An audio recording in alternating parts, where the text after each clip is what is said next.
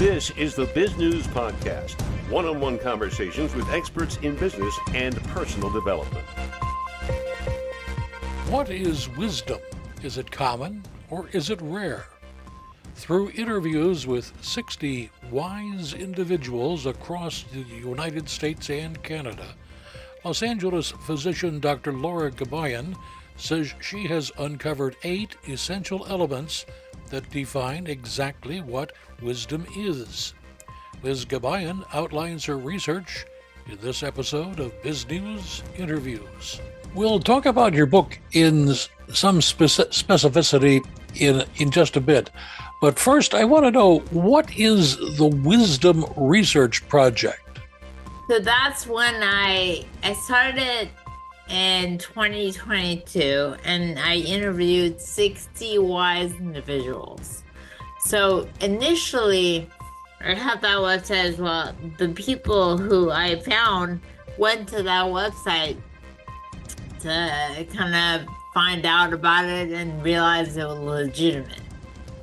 So, and then and I hired a research assistant and a media person as well, kind of tell people about it, and that's how I found the 60. And was there anything that was common about the 60 that you interviewed? The 8 elements that I'll talk about when you interview me. Well, the interview's underway, so let's talk about those 8 elements that you got from the 60 interviews. So, let me tell you what kind of pushed me to do this. So I was busy publishing in academia. I'm a researcher. I'm a physician and researcher, and I was publishing papers in academia, and then I noticed I started to develop weakness. As you can tell, my speech is not great, and I slur my speech. And I was like, well, my body's not working. My life as a clinician is limited, so let me think outside the box. Physicians were ready to kind of label me and give me a diagnosis without knowing the whole picture. So then I kind of went to people who don't label, who don't judge, who kind of think bigly, like in a bigger lens, and that was the wise. And I didn't know much about it. So I created the Wisdom Research Project to study wisdom, because I was not happy with the answers we had, which were very anecdotal and very subjective. And so I decided to interview 60 wise individuals. The ages were between 50 and 79, because they say wisdom peaks in your 50s, 60s, and 70s. Not 80s or 90s, because people are not as flexible as they get older often. And it's limited based on location. That's why my project, the Wisdom Research Project, was located mainly the people that were either in the US or Canada, so North America. Wisdom from Asia or the Middle East are all different. So I stuck to the place where I spoke English and I could communicate. And then it's funny because you think 60 is not a high number. It was a lot of people. It was hard to find those 60. I spoke with community members, clergy, random people, just to find those 60. And I interviewed those 60, and we found that they shared 8 common elements, hence the name common wisdom.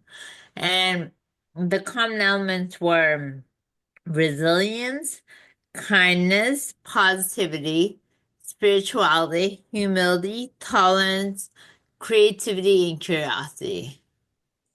A lot of that might be seen by the observer as something that they judge in that other person. How did you ascertain that those were the attributes? When they didn't mention them, except for they had to say creativity and curiosity was important to them. But everything else, it was me and 2 others, and they had to get 2 of us, of the 3 had to apply a field to them. Initially, they started with for 20 or more. We started with 20 or more categories, and we collapsed them into the 8. And for example, positivity included gratitude and humor. And so if someone had a lot of gratitude, that was an important part of their life. If they talked about it on a daily basis, or they talked about sad stuff, how they did daily, or humor, even in the interview, it was important to them. Then I included that as positivity. What of all those answers, it must have been hours and hours and hours of interviewing. What took you by surprise? What took me by surprise was kindness, and that being the second element. So the elements are arranged in the number, like the higher number, the prevalence of people. And so the most people had resilience, number one. They had overcome horrendous obstacles and yet were not bitter, angry. Kindness was the second one. They were not only kind to themselves, they were kind to the people around them. They were kind on a bigger scheme, like global, whether they volunteered or they had nonprofits. And the reason I was surprised by it was because I'm Middle Eastern, and kindness was always viewed as weakness. It was always viewed as lacking strength. But the more I think about it, kindness is more of a way. If someone is confident in what they're doing and what they're saying, then they're kind. They don't need to yell and be angry and all those things. They're confident, so they're kind about it. Laura, did you get answers to your personal questions? I think that, well, I didn't ask personal questions. All of those were rooted in research. The one I did notice, and that's what I mean, my goal was to kind of define wisdom into eight elements so that someone can say, I'm good at this and I'm not good at that.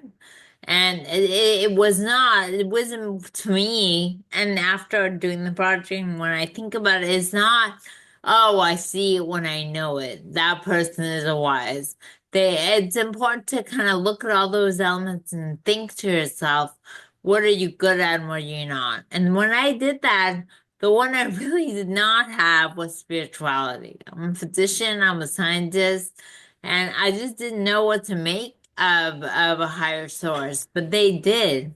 And I think that's something I'm working on now. What conclusions did you draw regarding spirituality? So that was our fourth element. And I don't know if I drew any conclusions. I just drew, I mean, there were people in my book that talk about how they believe that everything is controlled by a higher power. And then there are people who felt like it's just not everything, that we still have our own say, our free will. So it kind of just brought, for me, it kind of made it more likely that there is, obviously, and made me think about a higher power. How has this affected your own medical research?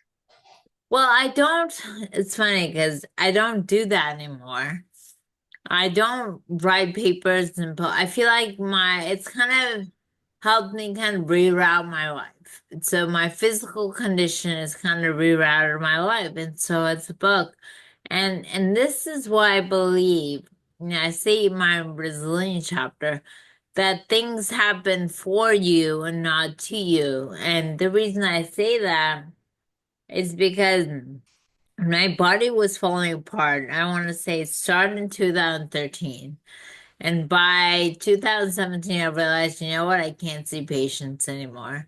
And back then, never would I've ever thought I would have written a book and done such an important project. But now I look at it and I'm like, wow, that was small. That was something small in the bigger picture.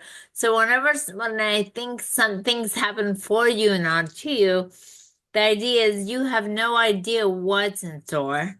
You have no idea what the bigger picture is, and you have no idea, and you will not like it initially. I can guarantee that most of the time you won't like it. It's not fun, but it's part of life, and I'm so grateful that it did. Your book, the name of the book for our listeners and readers is? Common wisdom, and the reason common wisdom is called common wisdom is because of the eight elements that are common to the 60 people I spoke with. Did you start out with a list of 8 elements that you had to check off, or did that list of 8 evolve out of all of the interviews? Right. So initially I did the interviews. We had no idea, me and the other two had no idea how I would assign it to them. And then that's when I used research skills to come up with, initially, as I said, there were way more than 8 elements, and there were about 20, I want to say, and then we collapsed them into the 8. So, so we looked at interviews based, so when we looked at each interview as for a second time, it was we gave that person whatever they were. Like if their humor, if that humor was a big one, then we went back and gave them positivity. So initially, for example, we didn't include those 8, but we didn't know about them. We didn't know they existed, and so we gave them what they were initially. For our listeners and readers, you have a very interesting early life background. You weren't born in Los Angeles. Tell us a little bit about growing up. No, I was born in Iran. I came to the country when I was 6, and I was determined to go to medical school, and I did. And then after medical school, you choose what kind of doctor you'll be. And that's when I chose emergency medicine. And after that is when you can usually, most people go into practice. And then I did an additional 3 years of research training. And in that time is when I also got my master's. What is next for you? Another book, perhaps, or some return in some fashion to medical research? It's funny because I don't plan on, I did write another book that was more of a journal. Everyone that has read my book has talked about how they love the fact that it describes those 8 elements, but it has something at the end of each chapter that is called Things to Ask Yourself. And it's more of a journal of essentially putting in perspective how that element affects them in their life. And so I wrote a journal. It will be on Amazon on December 4th, 2024. And the journal is, it summarizes each element that are described, but it focuses on those questions, has a lot more questions. It's more of a journaling opportunity. As a person, a human being, how has all of this research affected you? How have you changed? I definitely feel like it's made me realize that, someone asked me, is wisdom a life's goal, or is wisdom something that you should incorporate into your life if you have it? And it's definitely made me think about those 8 elements and it has made me realize how important all of them are. And it made me think about the importance of human connection. As a scientist, you don't think about that. But I would think about anyone when they're on their deathbed. The last thing they're gonna wonder about is or think about is how they accomplish more or this or that. They're gonna think about the people in their lives. They're gonna think about that's what they're gonna think about. That's what matters most. And I feel like this project has made that more important to me. Do you have a website where people could get in touch with you and get more information? So initially, when I did the project, I had the website called the wisdomresearchproject.com. That's still up, and that goes into my website. That connects to my website, lauragabayan.com. And both link, or I think both link to the Amazon page where someone can order the book. And when the journal becomes available on December 4th, order the journal as well. So either way, but and people are probably gonna remember the Wisdom Research Project or Laura Gabayan, but that's my website. Laura, what would you like to add that we have not had a chance to talk about? It could be anything. I tell everyone to live in faith. Don't live in fear. I think I lived in fear my whole life. And realize when something's happening in the world, in life, in your life, it's happening for you and not to you. Yeah. You've been listening to the Biz News Podcast. We welcome your input. Send your email to editor@biznews.com. That's BIZGNUS.com. Thanks for listening.